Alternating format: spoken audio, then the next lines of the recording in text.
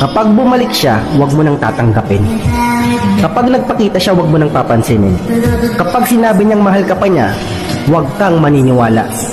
Isipin mo yung mga araw na baksak yung sarili mo. Yung anxiety at depression na iniwan niya sa'yo. Isipin mo yung mga araw na nagsasaya siya sa iba, habang ikaw ay nagdurusa sa ginawa niya.